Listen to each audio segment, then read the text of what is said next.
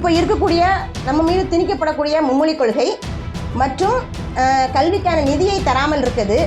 இதை எல்லாத்தையும் வச்சு பார்க்கும்போது இந்த மக்கள் தொகை மறுசீரமைப்பும் தென் மாநிலங்களுக்கு சாதகமாக அமையாது, பாதகமாகத்தான் அமைக்கும். தமிழக மக்களுடைய குரல் வலையும் உரிமையும் நசுக்கப்படுகிறது என்ற முறையிலே உணரக்கூடிய நிலைமை என்பது அனைத்து தரப்பு மக்களிடத்திலும் தமிழர்களிடத்திலும் பதட்டத்தை ஏற்படுத்தி இருக்கிறது. 39 MP 10 சொல்லிட்டு இருக்காங்க மக்கள், நீங்க இவங்களே எடுக்கிறேன்னு சொல்லிட்டு இருக்கிறீங்க.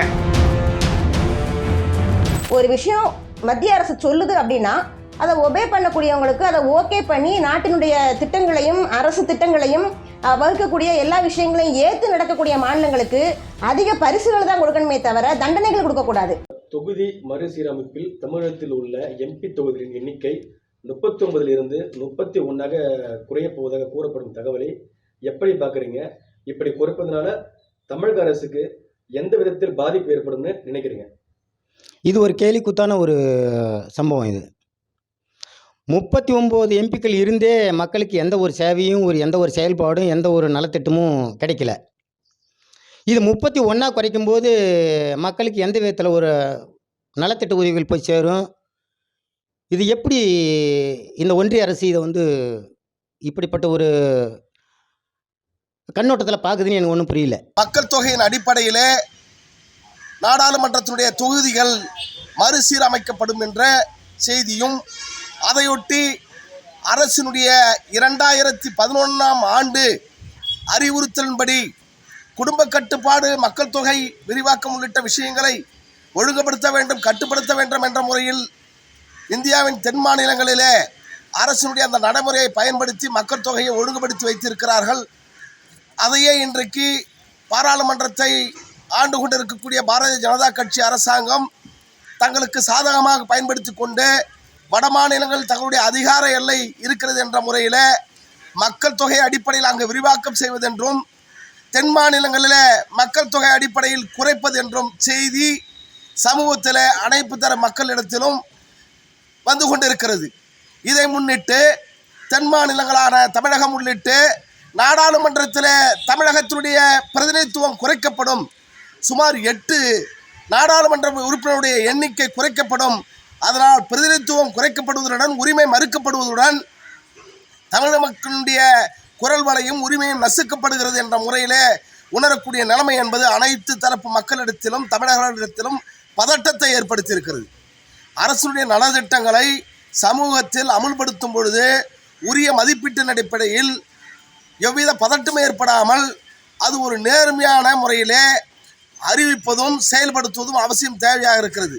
மக்கள் தொகை மட்டுமே நாடாளுமன்ற தொகுதியின் வரையறைப்படுத்துவதற்கான மதிப்பீடுகள் அல்ல என்பது விதியாக இருக்கிறது என்பதை அனைவரும் அறிவோம்.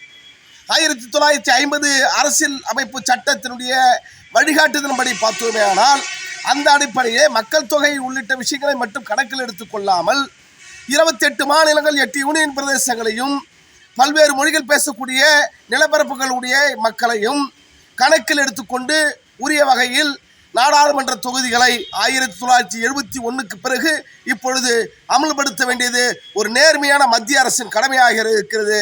அதை செயல்படுத்த அவர்கள் தவறினார்களே ஆனால் மறுக்கப்பட்டவர்களின் குரல், ஒடுக்கப்பட்டவர்களின் உரிமைகள் எழுந்து நிற்கும், போராட்டங்கள் தவிர்க்க முடியாததாக இருக்கும் என்பது வரலாற்று உண்மை.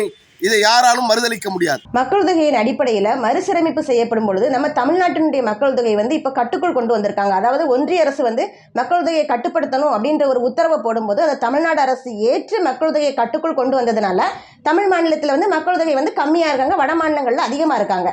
ஒரு விஷயம் மத்திய அரசு சொல்லுது அப்படின்னா அதை ஒபே பண்ணக்கூடியவங்களுக்கு அதை ஓகே பண்ணி நாட்டினுடைய திட்டங்களையும் அரசு திட்டங்களையும் வகுக்கக்கூடிய எல்லா விஷயங்களையும் ஏற்று நடக்கக்கூடிய மாநிலங்களுக்கு அதிக பரிசுகள் தான் கொடுக்கணுமே தவிர தண்டனைகள் கொடுக்கக்கூடாது. இப்போ இந்த மறுசீரமைப்பு அப்படிங்கிறது ஒரு தண்டனை மாதிரி வருதா இல்லையா? இதுவரைக்கும் நமக்கு மத்திய அரசு கொடுத்துருக்கக்கூடிய சலுகைகள், இப்போ இருக்கக்கூடிய நம்ம மீது திணிக்கப்படக்கூடிய மும்மொழி கொள்கை மற்றும் கல்விக்கான நிதியை தராமல் இருக்குது. இதை எல்லாத்தையும் வச்சு பார்க்கும்போது இந்த மக்கள் தொகை மறுசீரமைப்பும் தென் மாநிலங்களுக்கு சாதகமாக அமையாது, பாதகமாகத்தான் அமையும். இந்த மறுசீரமைப்பினால வடக்கு வளரும், தெற்கு தேயும் என்பதுதான் உண்மை. 39 எம்பிகள் நமக்கு இருக்கும் போதே நமக்கு நிதி தர மாட்டேன்னு சொல்றாங்க. நம்மளோட பட்ஜெட் நமக்கு கொடுக்க வேண்டிய ரயில்வே பட்ஜெட்டா இருக்கட்டும், நமக்கு தர வேண்டிய கல்விக்கு தர வேண்டிய நிதியா இருக்கட்டும், எந்த இதுவுமே நமக்கு கொடுக்க மாட்டேங்கிறாங்க. இதுல எம்பிகளை குறைச்சிட்டாங்க அப்படின்னா எங்க இருந்து நமக்கு இன்னும் நம்ம போராட போறோம், எங்க இருந்து நம்ம இதெல்லாம் வாங்க போறோம், அந்த நிதி எல்லாம் எங்க இருந்து நம்ம வாங்க போறோம்? இது என்னோட கேள்வி. கண்டிப்பா தமிழகத்துக்கு இது கண்டிப்பா ஒரு தாக்கத்தை ஏற்படுத்தும். ரொம்ப மோசமான நிலையில ஒன்றிய அரசால ஒதுக்கப்பட்டுட்டு தான் இருக்குது. அது நம்ம வெளிப்படையாவே நம்ம பார்த்துட்டு தான் இருக்கிறோம். எல்லா விஷயத்திலையும் தமிழ்நாடு மட்டும் இல்ல, கேரளா, அண்டை மாநிலமான கேரளா, தெலுங்கானாவா இருக்கட்டும், கர்நாடகாவா இருக்கட்டும், எல்லா மாநிலங்களுமே ஒதுக்கப்பட்டுட்டு தான் இருக்குது. கண்டிப்பா இது வட மாநிலங்களுக்கு தான் இவங்களோட எண்ணிக்கை அதிகரிக்கிறதுனால வட மாநிலங்களுக்கு தான் இது சாதகமா இருக்குது. இதனால நமக்கு கிடைக்க வேண்டிய எல்லா உரிமைகளும் பறிக்கப்பட்டுட்டே இருக்கும், இன்னும் போக போக பறிக்கப்பட்டுக்கிட்டே இருக்கும். இந்த சட்டம் கொண்டு வரோம், இந்த நிதி தரோம் அப்படின்லாம் நம்மகிட்ட சொல்றாங்க. ஆனா அவங்க சொல்ற விஷயங்கள் எந்த விஷயங்களுமே கரெக்டா நமக்கு வந்து சேர மாட்டேங்குது. எந்த மாநிலங்களுக்கும் தென் மாவட்டங்களுக்கும் சேர மாட்டேங்குது. அப்படி இருக்கிற காலகட்டத்துல நம்ம மாநில அரசாங்களோ தென் மாநில அரசாங்கம் சொல்றது தானே உண்மையா இருக்கு. இவங்க இந்த மக்கள் தொகை கணக்கெடுப்புல நாங்க மறுசீரமைப்பு பண்ண மாட்டோம்னு சொல்றது எந்த வகையில ஏற்கக்கூடியதா இருக்குது? இந்த 39 எம்பி நீங்க குறைக்கிறேன்னு சொல்றீங்க. ஆனா 39 எம்பி குறைக்க கூடாது. ஒன்னும் நமக்கு மேலதான் வேணும். ஒன்னும் மேலதான் நமக்கு 39 எம்பி விட ஒன்னும் மேலதான் வேணும். ஒன்னும் மேல குரல் கொடுத்தா ஒன்னும் மேல நமக்கு நல்லா இருக்கும்.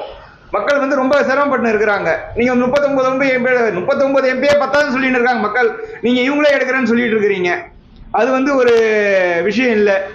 இது சிரமத்துக்குள்ளார ஒன்னும் எம்பிகளை கொஞ்சம் அதிகமாக்கி ஒன்னும் கொஞ்சம் மக்கள் நமக்கு குரல் கொடுக்க சொல்லணும். மக்கள் மேல போயிட்டு எம்பிகள் குரல் கொடுக்கணும் நமக்கோசரம். இது கொஞ்சம் நீங்க சிரமப்படாம இது 39 எம்பி நீங்க எடுக்கிறது நீ விட்டுட்டு ஒன்னும் எம்பிகளை கூடுதலா ஆக்க பாருங்க. ஒன்னும் கூடுதல் நமக்கு வேணும். தமிழகத்திலே பாராளுமன்றம் குறைக்கப்படுவதாக வந்த செய்தியை பற்றி கோவை வந்திருந்த நாடாளுமன்றத்தில் தமிழகத்தில் உள்ள பாராளுமன்ற எண்ணிக்கை குறைக்கப்படும் என்ற செய்தியை பற்றி கோவை வந்திருந்த உள்துறை அமைச்சர் அமித்ஷா அவர்கள் சொல்லிவிட்டார், எந்த விதமான மாற்றம் கிடையாது என்று. அதனால் நாம் பயப்பட தேவையில்லை. தொகுதி தமிழகத்தை பொறுத்தவரை 39 தொகுதி தான். பாண்டிச்சேரி ஒன்று மொத்தம் 40 தொகுதி. மாநிலங்களில் 90% பாராளுமன்ற தொகுதிகளை கைப்பற்றியதனால்தான் அங்கு பிஜேபி இன்று ஆட்சி அமைத்திருக்கிறது. வட மாநிலங்களில் கர்நாடகாவை தவிர மற்ற எந்த மாநிலங்களிலும் பிஜேபிக்கு எந்த தொகுதியும் கிடைக்கவில்லை. குறிப்பாக தமிழ்நாட்டில் ஒரு தொகுதி கூட கிடைக்கவில்லை. அதனால் மீண்டும் அடுத்த முறையும் பிஜேபி ஆட்சிக்கு வர வேண்டும் என்ற கெட்ட எண்ணத்தில் இந்த மறுசீரமைப்பு அமைக்கப்படுகிறது. பிஜேபி அடுத்து தேர்தலில் கண்டிப்பாக வெற்றி பெறாது என்பது நிதர்சனமான உண்மை. அதனை முறியடிக்கும் விதமாக சூழ்ச்சியின் காரணமாக இது போன்ற 4 மாநிலங்களில் தொகுதி அதிகரித்தால் அதை தக்க வைத்து அதிக சீட்டுகளை பெற முடியும் என்பதனால்தான் இந்த மறுசீரமைப்பு ஒரு தலைபட்சமாக ஏற்பாடு செய்யப்படுகிறது. பாதகம் செய்பவரை கண்டால் நாம் பயம் கொள்ளலாகாது பாப்பா. மோதி மிதித்துவிடு பாப்பா, அவர் முகத்தில் உமிழ்ந்து விடு பாப்பா. அண்மை செய்திகளை உடனுக்குடன் தெரிந்து கொள்ள இணைந்திருங்கள் எம் நாடு தொலைக்காட்சியுடன்.